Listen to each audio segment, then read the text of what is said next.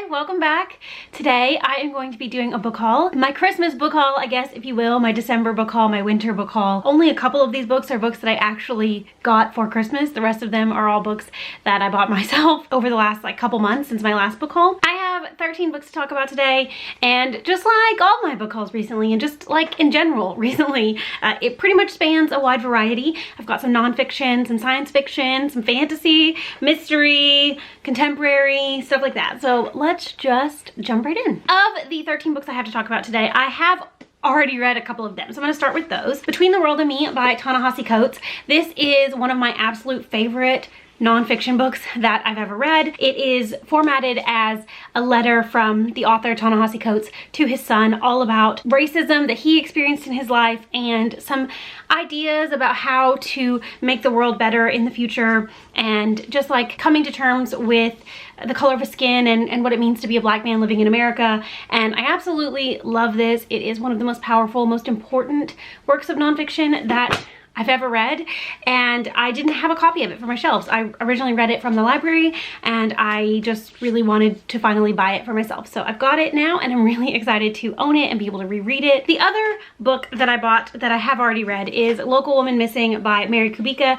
This is, I think, my favorite book of 2021, and I didn't have a copy of it. I read it originally as an audiobook from, I think, Scribd, and I really wanted to have it for my shelf because even though I don't typically go back and reread thrillers that often, I do think that this is a book that I could potentially reread, and also it's a book that I definitely think I want to lend out because I know a couple people in my life that would probably really love it. This is about a town where a woman has gone missing, and then a couple days later another woman and her daughter go missing, and nobody really knows what's going on. Like, nobody knows what's happened. Nobody knows if these disappearances are connected. And then like flash forward 10 years and the little girl that went missing originally comes back, and so there's even more questions about like where she's been all this time and what's been going on and why she's suddenly back. And it is full of twists and turns and so many just oh my god moments that I absolutely really loved it. It's one of those mystery thrillers that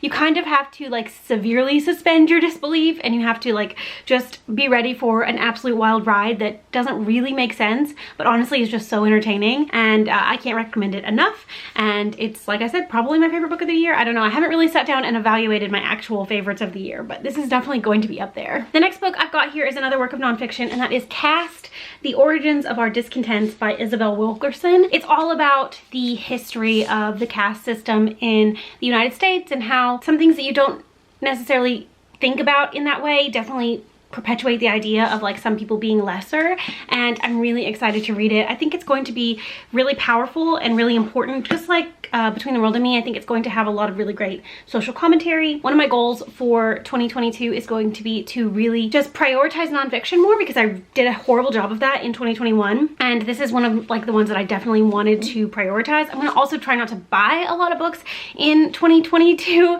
so I did spend the last couple months just really acquiring the books that I absolutely know I want to read next year, and this is very high on the list. So hopefully I will read this pretty soon, pretty early on in the year, but I've heard amazing things about it. I've only really heard great things about it, and I knew I wanted a copy of it for my shelves. Even if I end up listening to the audiobook or whatever, I knew I was going to want to own it, so I got it, and I'm really excited about it. Next up, I got The Stone Sky by N.K. Jemisin. This is book 3 in the Inheritance. No, The Broken Earth. Oh my god, so stupid. This is book 3 in the Broken Earth trilogy. I have read the first book, the 5th season, a couple of years ago, and I loved it. It was one of my favorite books. I think maybe my favorite book of the year I read it, and I still have not continued on with the series in 2022. Another one of my goals is going to be to just really knock out a bunch of the series that I have ongoing, and this is one that I super want to prioritize. So I'm going to be rereading the final season probably pretty early on in the year, and I'm going to be really making an effort to continue on and read books 2 and 3 because I want to finish off this trilogy. I've heard amazing things as it continues on. Like I said, the first book is one of my favorite books that I've ever read, so I am excited to have the entire series in its completion and will be able to read it. If you don't know, the Broken Earth trilogy is set in a world where there are people called origines, which basically means they can control tectonic plates and the movement of the earth. And at the start of the book, a season is happening, the 5th season, which basically means the world is ending. The origins are kind of like the cause, or what people think are the cause of these seasons, and this book just follows a couple of different characters that are in some way related to origins or this season that's going on. And as I understand it, the rest of the series just gets even more complex and wild from there. So I can't wait to find out how it continues and concludes. Another fantasy book that I've got is Foundryside by Robert Jackson Bennett. This is the first book in the, maybe it's just the Foundryside trilogy or series. I don't know if it's just 3 books or if there's going to be more. This is a series that I have heard amazing things about on BookTube over the last couple of years, and I finally decided that I was going to buy it for myself, and I'm really going to try to read at least whatever is available next year, if it's not just a trilogy, like if more books are coming out. I think there are currently 3 books out, or the 3rd one is just about to come out. I think it follows a girl who is a thief and realizes that she has some kind of magical ability, and the story kind of expands from there. Don't know too much about it, but I do think that the magic system kind of revolves around language, which I think is really cool. So I will hopefully be reading this, and hopefully I'll love it. Like I said, I've only heard great things about it, so I think it's going to be something that I really enjoy. Next up, a video I'm thinking about doing in 2022 is doing like a follow-up of my millennial fiction reading vlog that I did earlier this year, where I just basically read books classified as millennial fiction for an entire month. And so one book that's on my list of books to check out is If I Had Your Face by Frances Cha.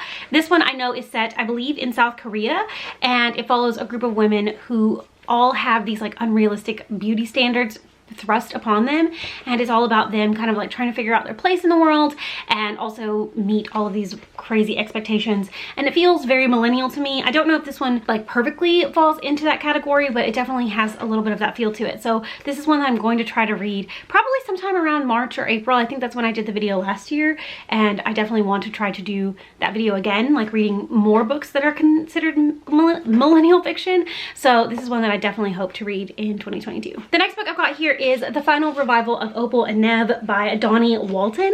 This is a, I think, historical fiction book that is often likened to Daisy Jones and the Six. It follows this girl whose parents, I believe, were this like famous music duo in the 60s and 70s, and then something happened and they split apart. I think they're telling their child the story of their career in music, and separately maybe. And I think it's kind of similarly structured to Daisy Jones in that it kind of has that like interview feel. I really don't know a ton about it, and I honestly haven't heard a ton of people talk about this book, but I am also planning a video where I read books that are similar to Daisy Jones and the Six, and this is one that got recommended a ton on like Goodreads and just in general when I would like search. So it's one that I definitely want to read. I definitely am going to be reading it because I'm planning on doing that video pretty early on in the year, if not like January. So this one you should probably see me reviewing pretty soon. Oh, it's actually blurbed by ta-nehisi Coates. That is very cool. I've heard, like I said,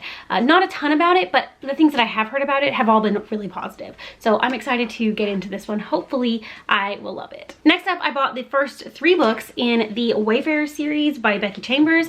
So I've got The Long Way to a Small Angry Planet, A Closed and Common Orbit, and Record of a Spaceborne Few. These are the first 3 books in the series, like I said, and I believe the 4th book either just came out or is getting ready to come out, and I can't remember what the title of it is off the top of my head. This is a series of companion novels set in space, and it follows the people that are traveling, I believe, on the ship to go to a new planet. I might be wrong, but I've heard so many great things about this trilogy, and I've been putting off reading it for a while just because I don't know why. Honestly, I actually don't know why. I don't know the answer to that. I've been reading a lot more sci-fi here in like the latter part of the year. I just finished Project Hail Mary earlier this week, and I really enjoyed it, and I definitely want to read more sci-fi in 2022. I want to figure out kind of like what my sci-fi tastes are, because it's a genre that I really enjoy, but I can't quite pinpoint exactly what about it I like and what types of sci-fi I like. So that's one of my goals for next year, and this seemed like a pretty good place to go